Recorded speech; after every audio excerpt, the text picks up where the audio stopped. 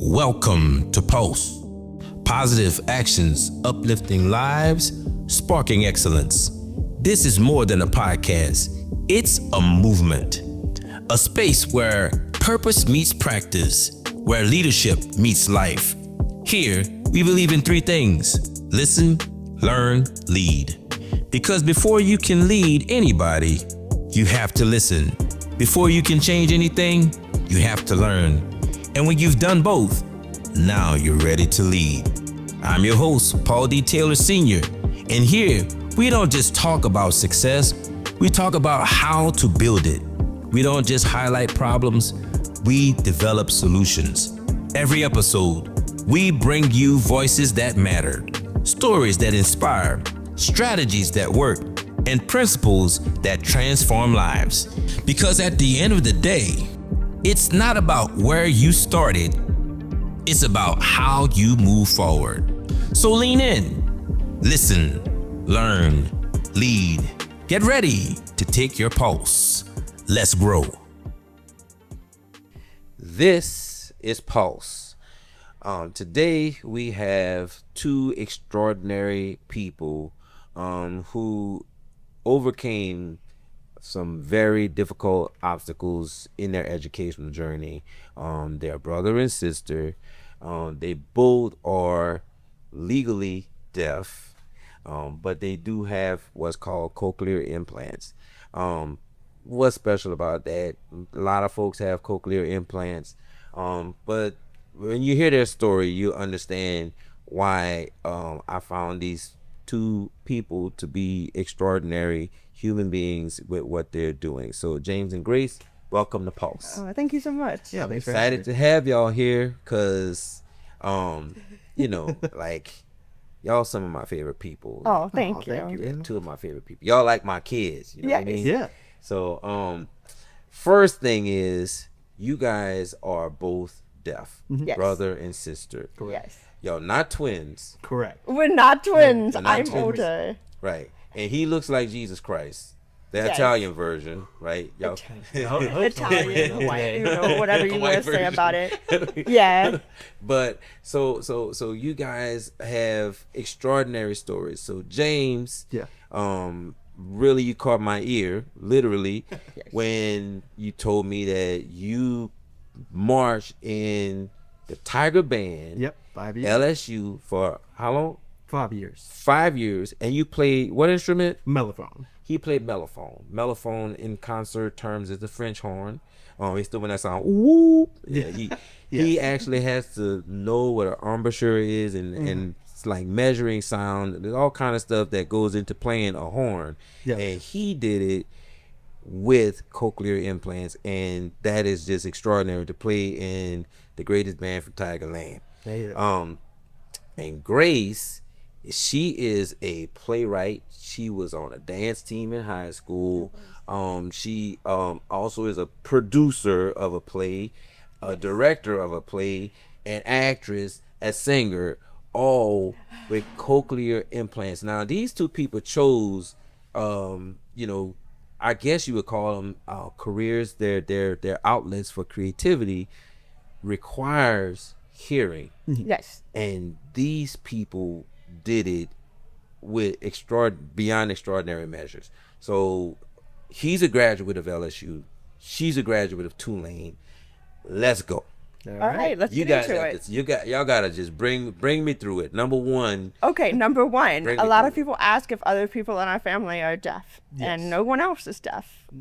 It just so happens that our parents' genetic makeup made deaf children, and it's pretty isolated.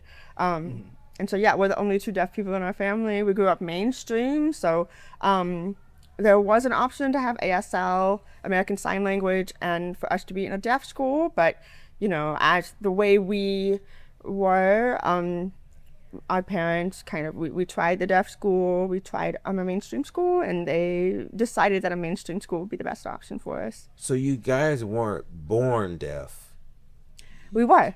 You were born deaf. We were, yes. We were born with a little bit of hearing. A little bit. That was progressive. That was progressive hearing loss. And so it was disappearing on a, what is it? A curve, not a bell curve, but It was exponentially decreasing. And then eventually we had our cochlear implants at 2 separate times. We got our right ear first in 2000 and... About 2000. I was 6 and she was 9. So 2006. So And then... You guys are 3 years apart, but you had the implants done at the same time? Yes, we're 2 years apart, but we had them done. We had them done at the same time. Okay. yes. So yeah. Yeah, you can go ahead. Yeah. So yeah, basically after the surgery when I was 6 and I was 8. You were 8. But Right, technicalities. okay. So yeah, when I was 6 and I got my right one in, basically what we had to kind of go through as new recipients of cochlear implants was we kind of had to restart hearing, because what people tend to forget, and this is kind of the second thing that people, when I talk to people and they ask me, oh, cochlear implants. Hold on. Whoop, whoop. Choo-choo. Tom's tank engine coming through. There we go. This is the first train that passed through. This is the second one. Second one? They had one pass during Kid Lee, they want to. I didn't hear the horn. You wasn't listening for it. Word. Or, But it didn't interrupt anything, right? Nah, you kept going. I mean, you didn't have to stop. No, I was just going to edit it out. Gotcha. Okay. okay, so let me restart the point. So basically, when we got our hearing aids at the ages that we were, my right ear and yours was also the right ear. Yes. What we basically had to do was restart hearing again. So we kind of went through this process of doing speech therapy and kind of reintegrating back into the mainstream. And that process took us through primary and middle school, at least on mine. So Yeah, and it was kind of people. It's good that you bring that up, because cochlear implants are not a cure for deafness. People tend to think that that is the case, but what cochlear implants do is that they're essentially a prosthetic ear, and so it bypasses our inner ear and generates sound that is digital, or it's artificial sound, and it's triggering the nerves and the receptors in our brains and forcing them to process sound when they kind of weren't made to process sound.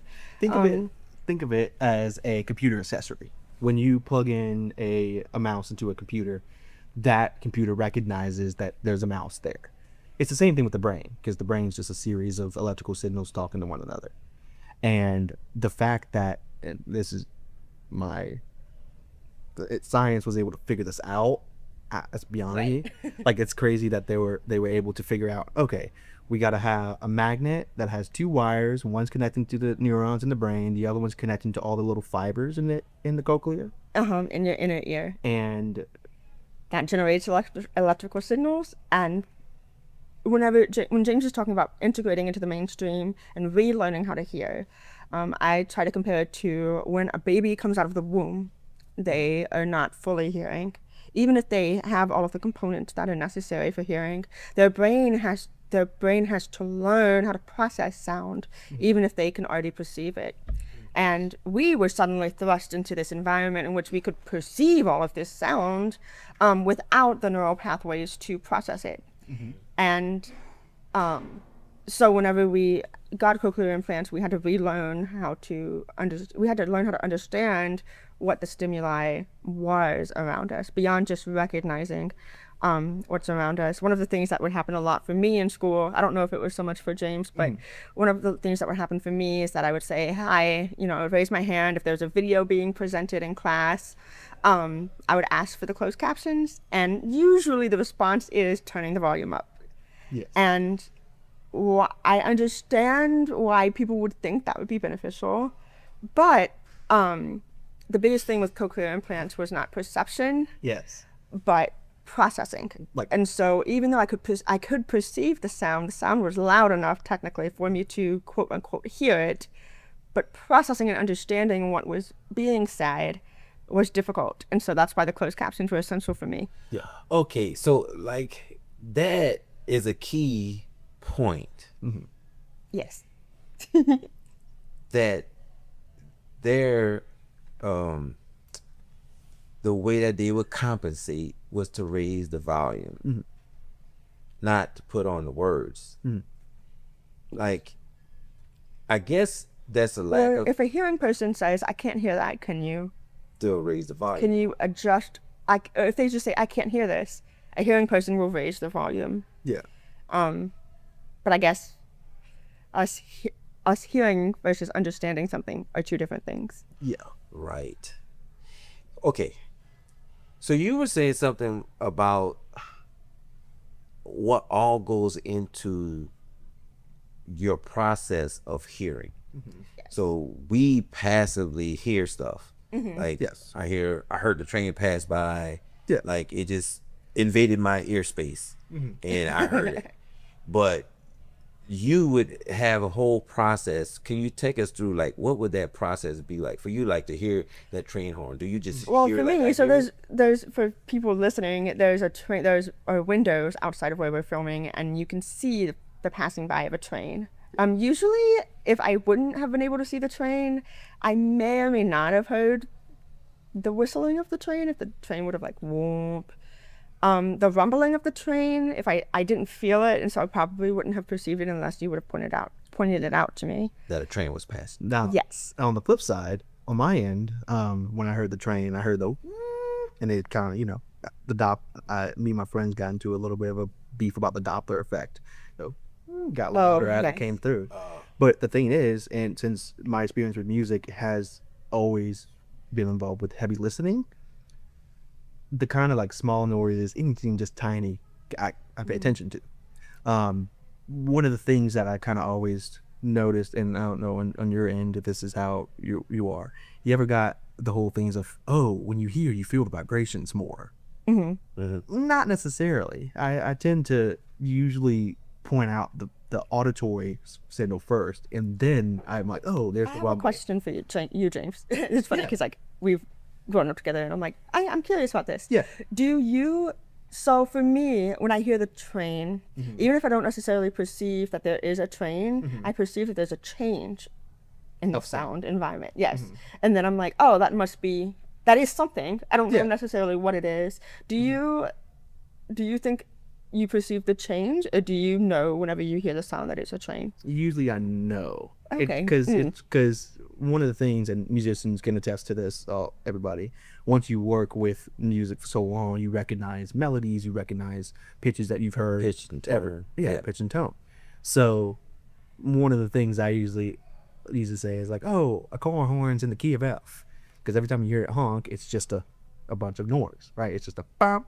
But the pitch and tone of that car horn, I hear it, I'm like, oh, that's a car horn. Oh, you know. Okay. Like it's pretty, the repetition of the sounds kind of helps us out. At least helps me out. Okay. In terms of, Because you've heard it before. yes. You have it stored Yeah. mentally. Oh yeah. That's what it is. And some people may be curious about how James and I are having different experiences of hearing, even though we grew up in the same household, we have the same type of deafness, we have the same devices, we got our hearing aids at the same time.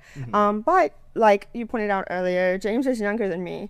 And whenever he got his cochlear implants, his brain was literally more elastic than mine was.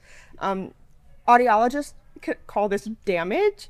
And it was nerve damage in my brain compared to James's brain because it was just a little less flexible and a little less ready to receive that new stimuli. And so James is, we've noticed over the years that James is more sensitive to high pitches, and I'm more sensitive to low pitches. I'm not very good at listening to high pitches. And so that's just interesting. That's kind of the reasoning for our difference in experience. You listen to music. Yes.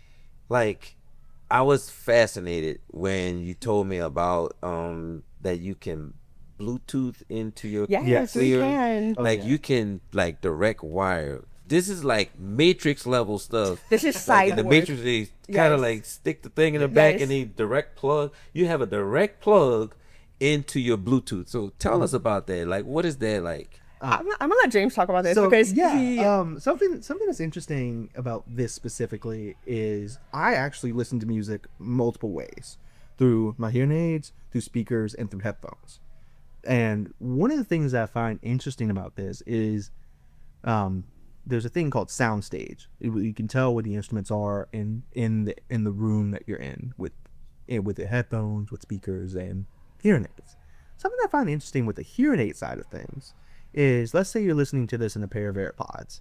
Now, I can't personally use a pair of in-ear AirPods, but I have gotten a chance to use the AirPod Maxes. And something that's interesting about those is that their sound stage is not as vast as something that's like you can get from speakers or from these. Sometimes when I'm listening to, I'll give an example. When I listen to Daft Punk's Random Access Memories, which is one of my all-time favorite albums, one of the songs is called Instant Crush. It's Daft Punk and Julia Casablancas of the Strokes. And one of the things I always love about it is it's so simple, but since if you're listening to it, it sounds like there's the bass drum in front of you, there's guitar in the corner, there's a little electric guitar with Julian Casablancas' voice there. It's very interesting to hear the contrast and get that experience of like, ooh, like, oh my goodness, there's a kind of in the back corner, there's a little shaker doing. And you can hear all of that through your Bluetooth. Yes. So it's kind of. And do you not? This is also a point of comparison, because for me sometimes I'm like, okay, I don't like this. I don't want to hear all that.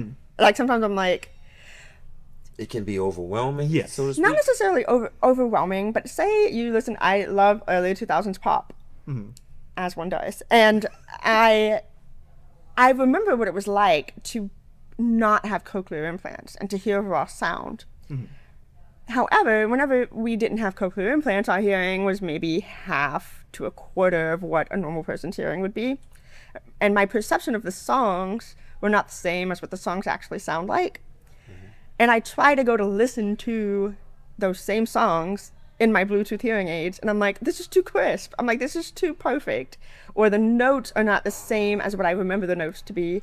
And that's really interesting. And it's kind of sad, because that experience that I had when I was younger, I was the only person who had that, that precise level of hearing, that precise level of distortion, that I can't replicate it necessarily. And so sometimes I prefer to listen to things on a record or something that's stereo, because it sounds a little rougher, which is a little closer to the raw experience that I had when I was Here's younger. my attempt to empathize. Yeah. So I grew up listening to records, 8 tracks, Yes. and cassettes. Yes. So those are like analog type Right. sounds. Like you have to record it. Yeah, It's like like double processed sound. exactly. And so, but the sound of something that was recorded analog is rich, but it's also full. It's not as crisp. It's smooth. It's rounded off. It's like sanded down. Yeah. Real smooth. And I think that the digitized version sometimes is a little too crisp. It has too many highs in it, and it is sensitive to my hearing. But then that's just as a musician, and just listening at coming up, listening at the record with the hearing the record sounds and those little things that you get from listening at an 8-track, like that. First of all, you got to be a genius just to know how to get the side B on the 8-track. Right. That was just crazy. But anyway, so yeah, it was I can understand exactly what you're saying by listening at the difference between digital and analog. And I think there can be, I don't know if this will be a controversial opinion, there can be too much of a good thing. It can be too perfect. It can be too perfect. It can be too right. perfect. I think artistry, as an artist, I love when things are a little rough around the edges, because that's where the humanity and that's where the art comes. That's where you recognize the humanness and the relatability of the art. And so when something is perfect, I'm like, but where's the meat? Where's the where are the mistakes? Yeah. Well, I like to listen. I listen at a lot of old school music, and Earth, Wind and Fire. As you listen to those types of songs, those records, you can hear some of the mistakes or some of the miscues in those live recordings, which again is what makes it authentic, which what makes it human. It's kind of like having that ding in your door on your car, like it gives it personality. It does. So I do concur with that. Now, you guys were heavy in the arts growing up, like Yes. heavy dancing, music, like that's and a very intricate part of your upbringing. So tell me, like, you were in the marching band, you were on the dance team, like you're on a football field, and I remember playing in the marching band on the football field, and just the echo of trying to keep timing while, because I was a drummer. Yeah. Yeah. How did that work? So for me, on my end, so one of the things I loved about marching band was you're contributing to something bigger than yourself. That's what I've always liked about it. And when I was in high school, kind of really getting into the weeds of marching band, one of the things I kind of gravitated to was, as long as I knew what I was doing and I knew what the two people next to me were doing, I'd A-okay. Literally, I would go through shows, like we would do stands tunes. Stands tunes are different because you're in the stands, you're right next to people, you can see the conductor, you can read the music, you can follow along. On the field, it's vastly different. But as long as you kind of know what everyone else is doing a little bit, because sound travels weirdly, even in a smaller space like this, like in the district's lounge area, even in a big stadium like Tiger Stadium. When you listen back, you're gonna hear the drummers, but the people in front of you aren't gonna hear the same thing at the same time. So you just gotta kind of keep your wits about you while you're doing the show, per se. And not only that, you guys flip horns in a row, like, Oh, yeah. and you gotta know when to flip. Yep. Like, you gotta know when to play what note. Like, are you constantly counting in your head to make sure you stay on time? Like, Oh yeah. Main thing is, I'll tell this story. One time when I was in college, I know high school was kind of laying the foundation, but into college, I ran into an issue where I had to march an entire halftime show deaf because it was raining that day. Yep. Fun fact. Wait, what? Folks, fun fact, folks. These hearing aids are very sensitive to water, so anything that gets in it, once it's in it, it shuts down. It's done. You can hear kind of if water lands on the microphone, just like whoa, whoa, whoa, whoa, whoa, whoa, and you're like, shoot, like let me go get a towel, let me get rice. Yeah. But James has had more experiences of I probably broke one hearing aid a year at that point. okay, so now you get into another conversation. How much does it cost to repair that? okay. Like, that's wires going straight to your brain. So, So, that's not like I will say this. Internally, we're fine. Like, whenever water gets into the actually, I'm just gonna take off my hearing aid. Might as well. For the audience at home, basically, in my hand right now is my hearing aid. I basically took out my left ear, and now my left ear is none. Like, Yes. Grace could yell into my ear right now, and Yes. she's... It's silent. Zero. silent. Zip. Nada. But basically, each Cochlear is two mics, a stereo mic that, that processes all of what we hear. So this part isn't really a hassle to replace. There's insurance. There's a few other ways to kind of make sure that you are taking care of them. Each little Cochlear, like this little part here it's a little coil with the magnet, the battery, there's mic covers, processors, that's all replaceable.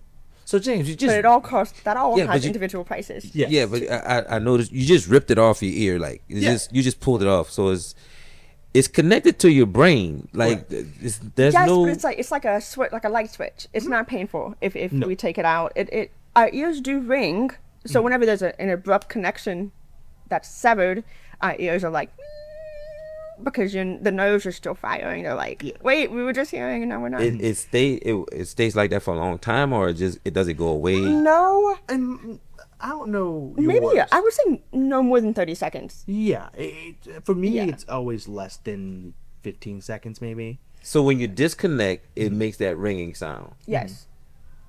But whenever So I'll it's tell you feedback this- in the mic, like it's like when we hear Yes, feedback in the speaker. Yes. So you hear feedback, and oh wow, Yes, okay. we do. We can. I've been in theater productions where we've had certain tones being played into the theater, and it's kind of reacted with my cochlear implants, especially like with a very high pitched. It was a very high pitched bell tone, and it was making me, it almost felt like my hearing aid was vibrating, like it was too much, a lot, like it was too much stimulus. I can tell you in my experience in the band, in the marching band at Tiger Stadium, one of the things I would do when I get home was take off my hearing aids, because 110,000 fans in Death Valley, your ears hurt. Even for the regular people in the crowd, your ears are gonna hurt. Yeah. No, mine was no exception.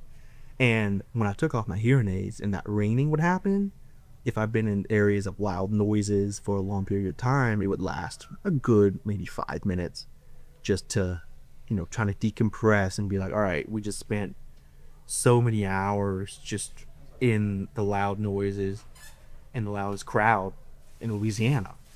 You're going to need some time to kind of decompress. And even throughout the regular day, I'll have moments of being like, oh, maybe I need to not hear as much, kind of take a back seat, and then I'll be able to hear again for next hour or so. Yeah, the deaf community calls that hearing breaks, and it's something that's starting to be implemented in schools now, and especially primary schools, allowing deaf children, having something in their IEP where they can take their hearing aids out and have kind of a break.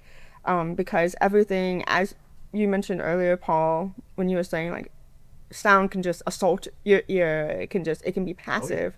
All of the hearing, at least in my case, all of my hearing is very intentional, and it takes a lot of effort, and so it's burning a lot of energy, and it's taking a lot of electrical power, literally. And so whenever I have the chance, it's kind of like for women who say it's like taking your bra off at the end of the day.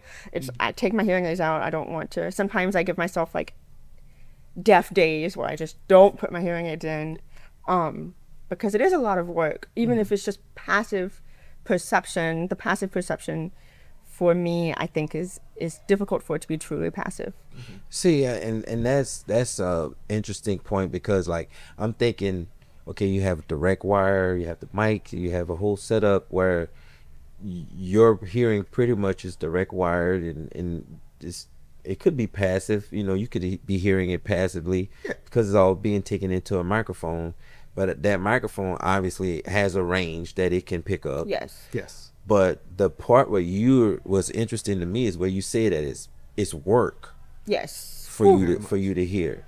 It is. It's work for me to listen, because I tune out a lot of stuff. Yes. But it's not work for me to hear. And so talk about that. Like, is it the same? Your experience the same? So recently, as I've gotten older, I've kind of noticed myself kind of falling into the same habits that you talk about in terms of kind of taking breaks from hearing. Because for me, 2 years ago, I would brag about the fact that I'm always listening to something. I'm always listening to the music. I'm always using my ears in some way, shape, or form. And so you would tell me that it's like sometimes it's exhausting to kind of put your ears in. But with that experience of, kind of as I'm getting older, that experience of realizing that I do need to give myself breaks has really kind of changed my perception of just hearing. I'm kind of losing my track here, unfortunately. Yeah, like your perception of like hearing is so taken for granted by people. Yes. I think, and so there's an expectation that we should all, like, whenever we were gifted, when we were given these cochlear implants, it's like, you should also take this for granted. Yes. And not in the sense like, oh, I'm so grateful to hear. It's not that. It's almost like the opposite. I'm like, y'all care so much about hearing stuff and keeping your ears occupied. I'm like, it's nice. It's really a luxury to not have to do that all the time. Yeah. And because our brains are different, and because our experience hearing is different, I was definitely the one in our transition to having cochlear implants. I was a little more resistant. I didn't like it as much. It was overwhelming. And I will say that James's constant listening did probably make his ear more acute and more able to process sounds, able to process sounds in a better way than me. And I will admit that. But I mean, it's like, I definitely was trying to soak every moment of like full deafness as I could, because it was peaceful and it didn't require so much work. Now that's interesting, because many people will hear and say, okay, they're deaf. And oh my God, they're deaf. But it's like deafness is not a bad thing for you. No, and so many people, do you ever get this question? I get all the time. I don't know why people think this is such an interesting question to ask. They're like, would you rather be hearing or would you rather be blind? And I'm like, I mean, be deaf or blind? And I'm like, well, I'm already deaf, so it's not like it's, and I don't see it so much as a, like, people see it as such a loss, you know, when you say, oh my God, you're deaf, like, oh, I couldn't imagine. And I'm like, I don't know. For me, we never had the hearing in the first place. And so it's like, I don't really know what I'm missing out on. Like, and I don't, this is bad. I don't really care that, like, I like, it's like, I'm like, okay, there's a lot going on out there and I don't need to hear it. Yeah, that's interesting. I don't know if James feels the same way because he's like, there's so many. Sometimes I wish I had that little switch where I could just flip it off, you know. But you know, again, like the train passing by, it just assaulted me again. Yeah. It wasn't as loud as previous. Yeah, it was going by real fast. So, I guess I need to. I want to really. I kind of like to bring this whole thing to, because people are like, well, okay, they talk about being deaf. What was it like being deaf in school? What was learning like for you? Because you didn't just graduate from, you know, you graduated from Tulane, you graduated from LSU, but you were an exceptional reader in school. Like, and James was reading before me. He was reading it too. And props to our mother. And you were shout out, Mom. Like top reader in the school district. I was definitely reading. I got like a 33 on the ACT in 7th grade on the reading part of ACT. I was definitely a huge reader. In what grade? 7th. And the score was a what? 33. A 33 in 7th grade. So that's why they're on the Pulse podcast, folks. These people, like, and listen, I get a chance to be around extraordinary people all the time. And was interesting to me is how extraordinary people don't see themselves as extraordinary. Well, reading, I mean, for the reading part, reading's our lifeline. I think when our mother stayed home with us for the first part of our lives up until we were maybe in 1st and 2nd grade. And when she realized that reading was our version of access, I think that was when she really wanted to foster a reading-centered environment. Because we were also learning how to read from closed captioning, and closed captioning happens at the speed of human speech. Yes. And the sooner we can get to the ability to read closed captioning, the sooner we can have access to digital media. So here's a literary point here, people. If you want to help your kids read, turn on the closed captions. Turn on the closed captions. All right. Down the volume and turn on the closed captions. It help them to read with fluency or pick up their reading speed. So you get some sound advice here. All right. Keep going. And I'm of the opinion that some dialogues in movies need to be turned up. And when I'm in the movie theater and sometimes it's a quiet scene, it's like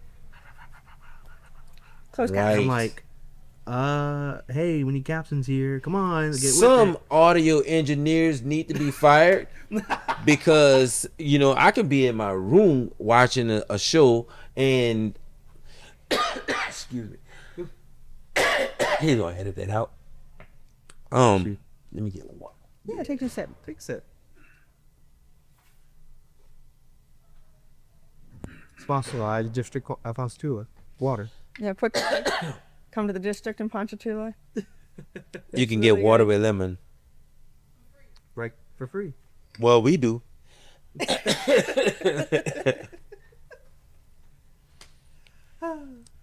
Oh yeah, so I could be watching a movie in my bedroom and I can't hear what they're saying. And then they'll play this music And it's loud. and it's rumbling the walls. Yeah. The classic. I It's just literally- learned. So as a film, I worked in film for a couple of years and went to a retreat, and not a retreat, a artist residency in France where I learned how to make a film from the ground up. I didn't realize up until recently, maybe 2022, that sound was so important in film, and sound was so important, like the score of a film. It's been films that I've watched my whole life, and I'll hear a score now that I don't know that I'm at this point in my life. I don't know if it's my perception is better, if my hearing aids are better, what, if the stereo systems are better. But I'm like, oh, this is a beautiful score. Like, what's going on? But why can't I hear the dialogue? But yeah, that's why captions all the time. Captions. Yes, a lot of sound engineers need to be fired, and I think they really need to check into why can't and listen. I have acute hearing. I can't hear people talking on television anymore. Like it's just the way that they're. And I even bring the voice forward through the settings on the television, and you still can't hear what the people are saying. Yeah. And then too, those of you who are acting out there, please learn diction, right? Diction and projection. Diction and projection. This is why every actor needs to have some theater acting experience. Even though film acting is a different technique, speaking from a lower place in your register, from your diaphragm, can really help. Yeah. Well, and she's saying this because she's a theater major. Yeah, this is all her sphere. So Yes, I majored in international relations and theater in college. And so my big thing is combining historical narrative, especially narrative that includes women, with theater, putting it into a digestible medium for the public. So that's kind of. So you just went to Cuba I did. for you were For doing like some research. We just had a play go up in New Orleans called Carlota. And it follows the story of a Cuban revolutionary in the first Cuban Revolution, which is in the late 1800s. So it was a true story. No, it's based. It's Carlota based on a true story. Her name is Carlota, and it's based off of a real historical figure, but the story itself is not real. Okay. But it follows her and then her descendants about 200 years later. And at the very end of the descendants line is another Carlota, and who exists, kind of is our age now in 2020. In 2020 in the play. So, I did go to Cuba. We put together a play. My music director calls it a play with music. We had Cuban musicians come. Shout out to Yusa. And then we had an all Latina cast that performed the story of descendants, of generational trauma, but also generational traits and generational stories, all in the context of Cuba and Cuba's history. So I was at the play. I saw the play. And the play was phenomenal, first of all. And it was the first time I'd ever been to a play where I was sitting on stage and the play was going on around me. Yes. What is that called?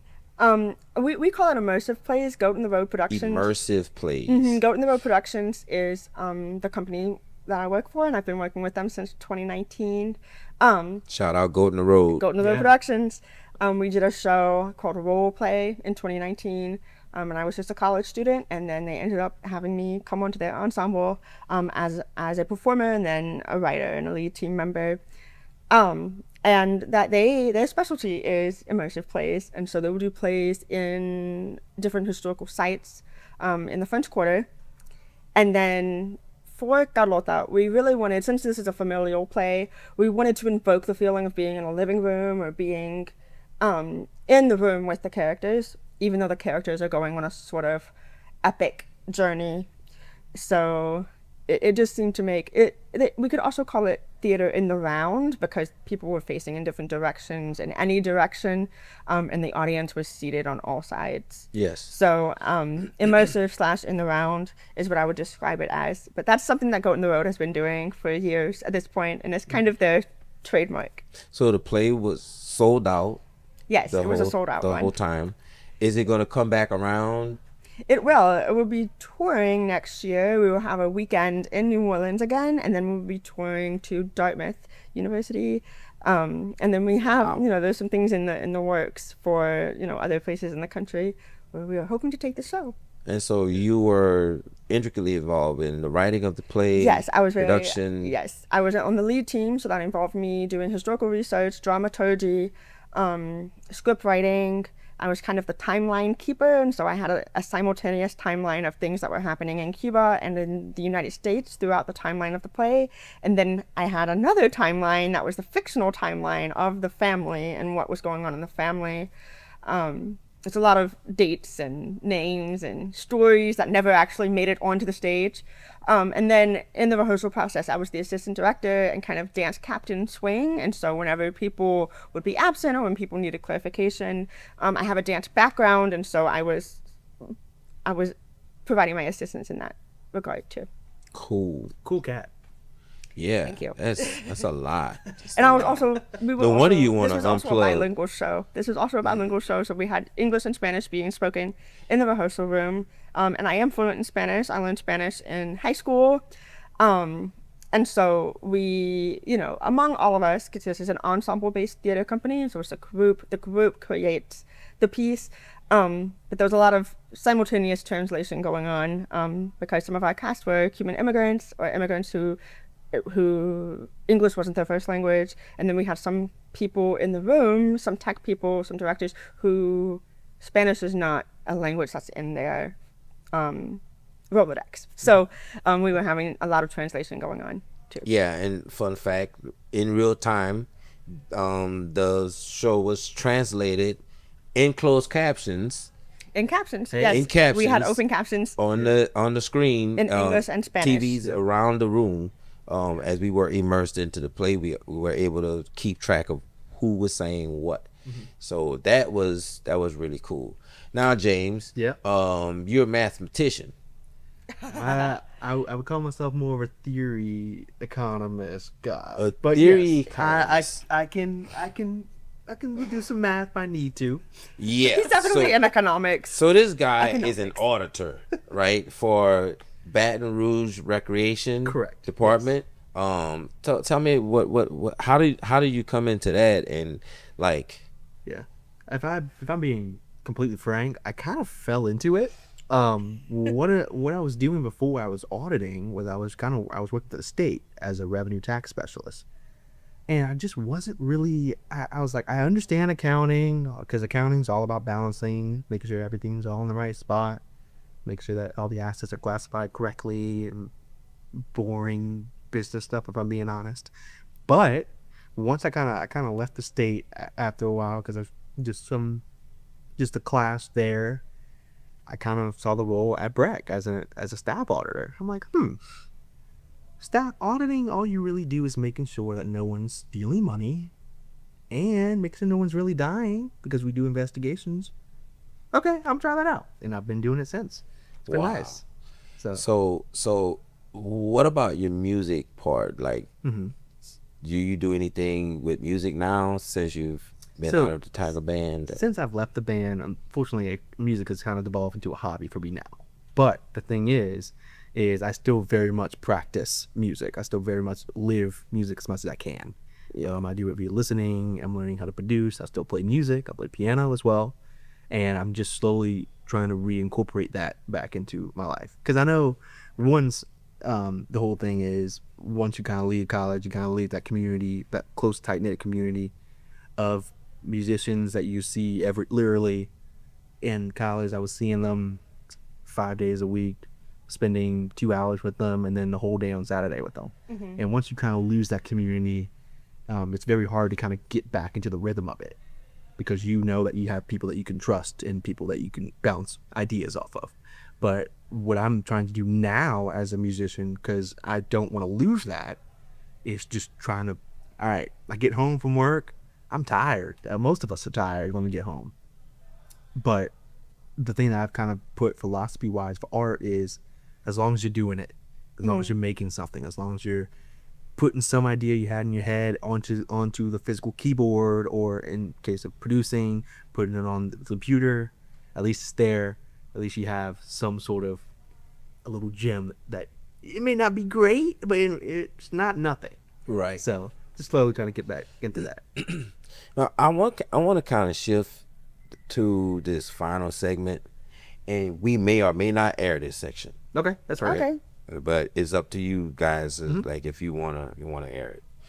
But I want to talk about the longevity of the implants, Okay. Yeah. Yeah. and I know you guys you've been having them for a while, so they're due for an update.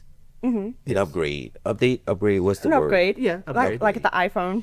Upgrade. So first of all, like, does insurance cover any of that? Yes. Welcome to the American healthcare system. All of us are like, wow. It can. It depends on the insurance that you have. We have been lucky in the past to where we've had implants kind of. An individual implant can be about $5,000 for an upgrade, $5,000 to $7,000 each. So, I mean, for people listening, it's like, okay, that's a lot. But the ticket price on a new implant, and this is without batteries, without accessories, is $10,700. Yes. For one. For one. So, And selling you out guys cash have for that. both. And you have for both. And so ears. that's what? Yeah. 20,000 20,000 for, you know, it's a lot. 21, yeah. But yeah, when you say the longevity, this is interesting too because technically every cochlear implant that's going to be made from now and forever is going to be compatible with the internal aspect of our ears. Yes. However, you know, I don't know. You never know. There's stuff is technology is changing so much. Yeah, go ahead. Yeah. So basically, when we're talking about the physical implant, as you noted out, every cochlear from this point on is going to be compatible with our hearing aids. The main thing is this idea of planned obsolescence. This is when companies will take devices and give them a life cycle, even though the devices could last for much longer. We recently ran into this issue because we found out kind of randomly that our current hearing aids got discontinued just by the company. Y'all can't find parts for them? Correct. No, company the manufacturer will not will not sell or advertise or give parts that are a part of our hearing aid. And so if we need that, if we need a part, we would have to find it on eBay maybe, or the hearing aid black market that I haven't figured out yet. For the audience, just imagine, I remember I got the first iPhone that was out, right? Generation. And if after a while, you know, you because I never really did updates because everybody knows you do the update. That's when you let the bugs in, right? You got the bugs, You let the bugs in. Security. Yeah. So I would keep my iPhones a long time, but there would come a point where they would no longer support that model phone. So they wouldn't push any updates or any type of. They won't even. And if it broke, you couldn't even bring it to the store to fix it because they didn't even sell the parts for it anymore. And essentially, that's what you guys are facing. Like, you're facing the next generation of iPhones that are coming out and they no longer want to support. Basically. So here's what I'm proposing as a podcaster. There are many types of community. It's called community sourcing, where we can crowdfunding, community sourcing. We're gonna put some things up on the screen where they can crowdfund or community source. They want to help extraordinary people maintain their extraordinarity.